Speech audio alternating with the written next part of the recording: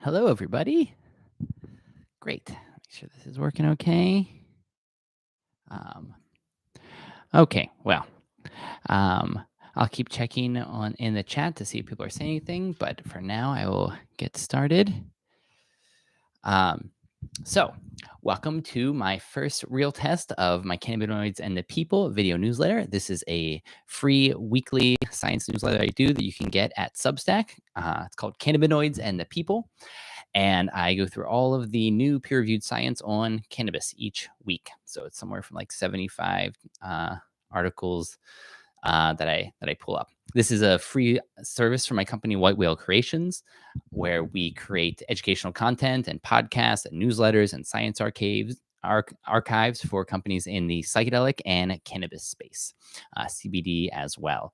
I also do cannabis consulting for individuals and healthcare practitioners. So, especially for elderly folks who want to learn how to use THC, CBD, maybe psychedelics. I'm someone who makes it really easy to come up with a game plan and get them on their way to try this stuff because we can do a lot for aging, especially. And if you're a healthcare practitioner who wants to learn more, reach out. And happy to talk. I've talked to a lot of people over the years about their best practices, and that's the kind of stuff I have to share. So this is my first one. So just going to test out and see how it goes. So the good. I think Stuart's watching. Hopefully, could hear you. So anyway, unfortunately, I have to be using my cameras on my computer. I was going to use my mobile phone for better quality, but apparently I don't qualify for the mobile yet. Probably because my channel is a graveyard because all it has is my grandfather's funeral party and videos I took of India 20 years ago. So I've never done much on YouTube. So that's probably why I don't have the permission. But I like to build it up here. I've been doing book talk and really enjoying the camaraderie of all these people into books on TikTok. And so Lex Pelgrin's books is my handle there. And so I'd like to do something with cannabis as well and do something similar. So let's just go through the coolest news in cannabis science. So in the newsletter this week, the first thing is a whole bunch of reviews came out about CBD for insomnia and for sleep problems. And when you read surveys about why people take CBD or hemp extracts, the top number three reasons are always anxiety, sleep, and pain. And so it makes sense that you see this stuff, CBD for insomnia. The thing I'm always counseling people about sleep, I have, because on my website, whitewhalecreations.com, where I talk about my cannabis counseling, I have best practices and walkthroughs for using this stuff. Sleep is the most complicated thing you can try to use CBD for because I have found it wakes some people up. It makes other people get a great night's sleep. And for other people, it doesn't affect their sleep or energy levels at all. And you never know which group you're in until you get started. So it takes some experimentation to figure out how to make that work. But there is a lot of science there that it works for some people. So good, just checking. Okay.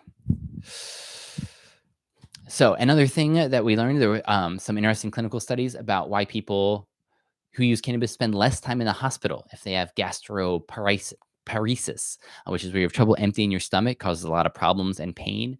But people who use cannabis tend to spend less time in the hospital if they had the condition, and they tend to have less abdominal pain as well.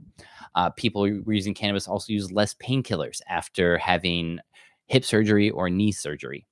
And the first review, got a big bug flying around here. My buddy Carl, he's good luck. So the first review, though, that I posted is about using cannabis for palliative care, using weed to help people die. It's something that I really believe in, and I would love to see spread more and more across the world because it's a great way to ease people into the end. Yes, we have psilocybin that people are talking about for end of life anxiety. Psilocybin is probably too far out there for a lot of people, and it's probably going to end up being too expensive for a lot of people in the ways that it's getting rolled out right now. Cannabis is right there, and it can really help people with both the pain of whatever their terminal condition might be, as well as that anxiety about the end.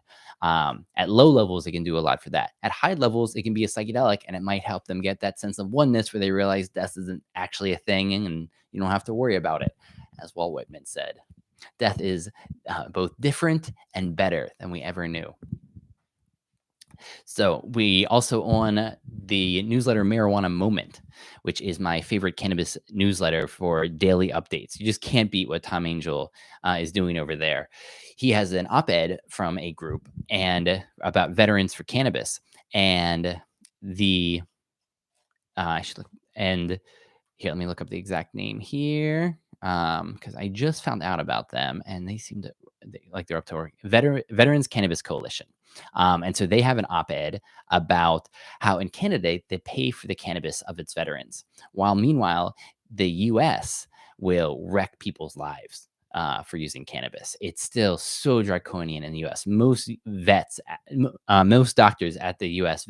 Hospitals won't talk about it because of fear. They might lose their job. There's all these pressures against it. Of course, the military is a big entity and it has a lot of cross currents in it. But in general, it's terrible about what the VA does with people want to use cannabis to help with their serious conditions.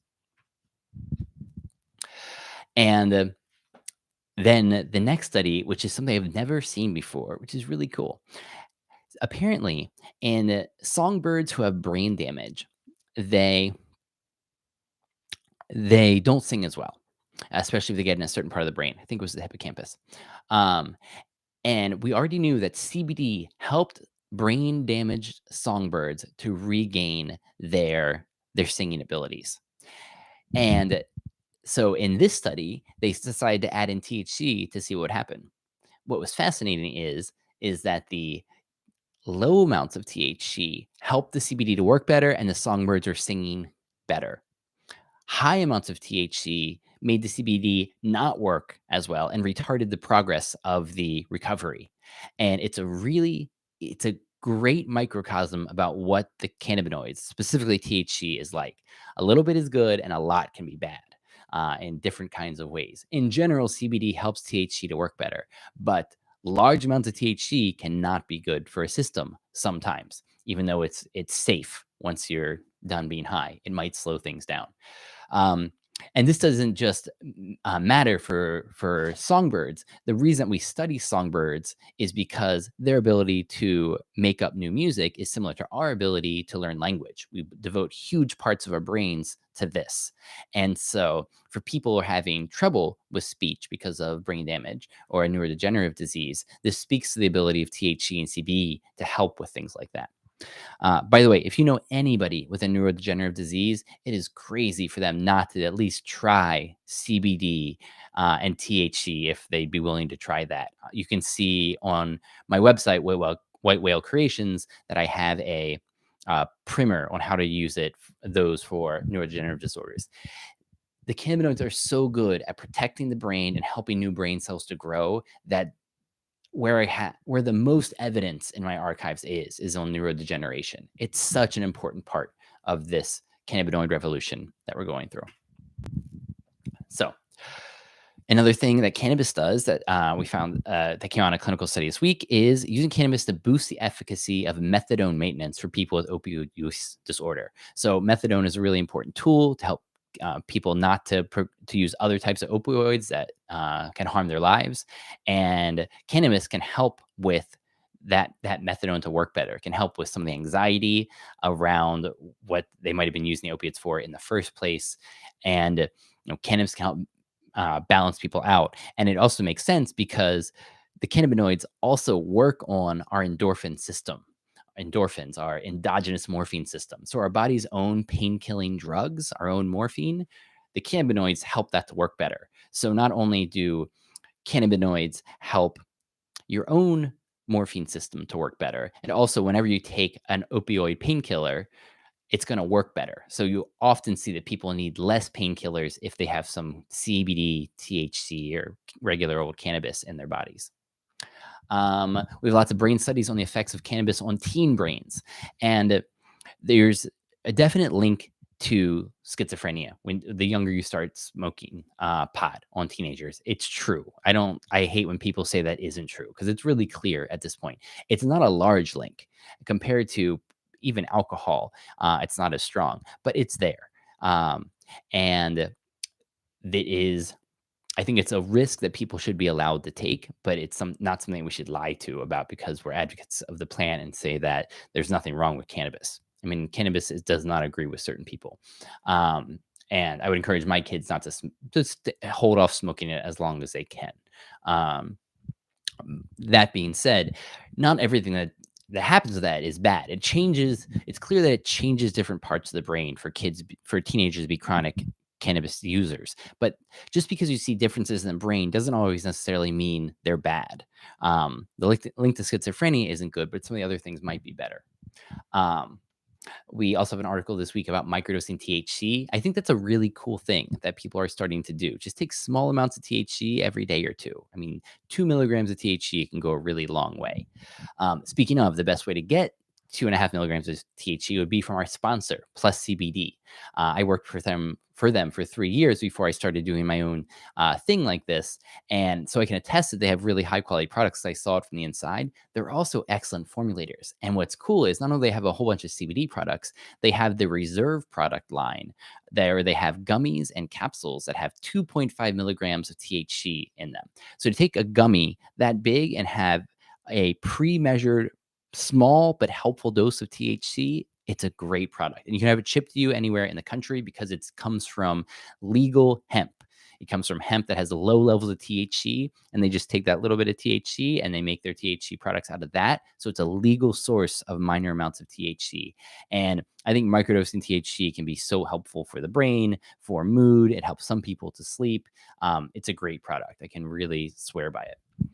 Um, and then another favorite thing going on is acupuncture works via the endocannabinoid system. There's been so much study on this these last years, and it fascinates me. And this is one of the best studies I've seen where the type electroacupuncture is the type of acupuncture they're studying in this one, but it is most of the pain-killing effects from acupuncture, and acupuncture is often called the best studied of the alternative methods. There's a lot of science that says acupuncture really does work. We don't know why it works, but something we know is a lot of its pain-killing ability comes through the endocannabinoid system, through our CB1 and CB2 receptors.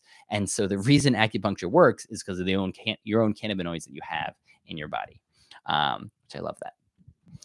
And then the last thing I will talk about that's in the newsletter this week is some cool history pieces. I always love to collect the history because I'm writing graphic novels about the history of cannabis based on Moby Dick. It needs to be something as big as Moby Dick because the human history of cannabis is so long and rich and varied. And the endocannabinoid system is a whole bunch of whales in our neural ocean to explain the science. So in history, there's a great history of smoking out of clay pipes in Iberia in the present day Spain, as well as in India, the colonial pressures against native doctors using cannabis. Even though this drug was working, it didn't fit into the stereotype of Western medicine. And there were very interesting cross-cultural currents there about this use of an old medicine in India. So I think I'll stop there for this first live stream. It's getting late. The kids are already in bed. So just want to give this a try. Hopefully you enjoyed it. If feel free to shoot me a note and let me know if you did. And I will, I want to say thank you so much. And you can see my creative work at lexpelger.com, and you can do the cannabis consulting with me or hire me to do a creative project for your company at whitewhalecreations.com. Thanks so much. And if you want good CBD, shop at Plus CBD by CV Sciences. Thanks.